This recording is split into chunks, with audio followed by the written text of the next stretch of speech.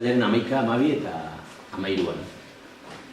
Bidelagun, beti bezala, Alproja taldea, beti bezala esan dut, baina ez beti bezala. Alproja normalean kalerki antolatu egin duelako, eta aurten bada aldaketarik, ez?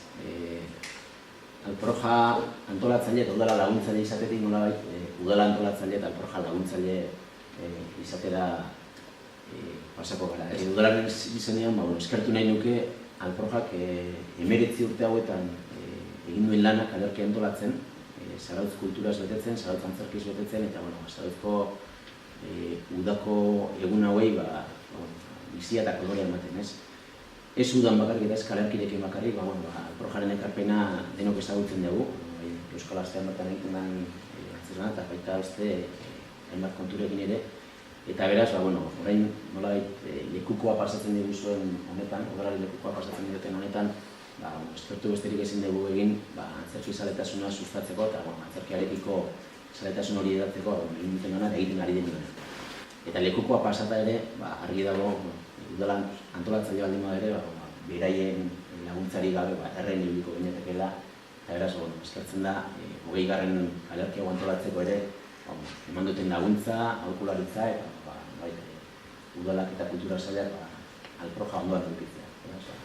Urteetako lanari esker jaialdia handitu egin da, eta denbora pasatu ahala, kalerkiren antolakuntzan Zarauzko udalak ere gero eta gehiago hartu du parte. Azken urte hauetan, kalerkiren kudeaketa lanak pixkanaka beste dimentsio edo eta komplikazio bat hartzen joan dira.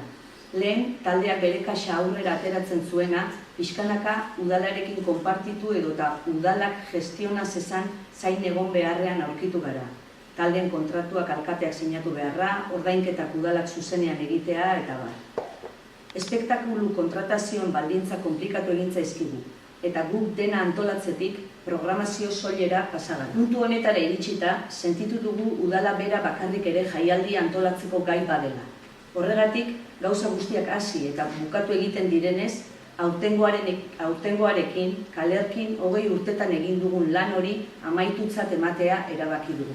Gure ustetan, proiektu sendo eta iraunkor bat usten dugu udalaren eskutan, eta urte askoan hala jarrai dezala nahi genuke, eta horrela izan dadin espero dugu.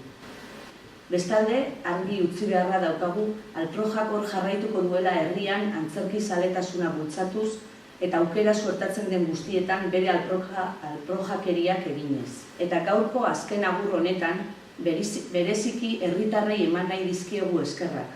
Urte guzti hauetan, kaleak eta plazak bete dituztelako, eta urtero benetako babesa izan dugula sentiarazi digutelako.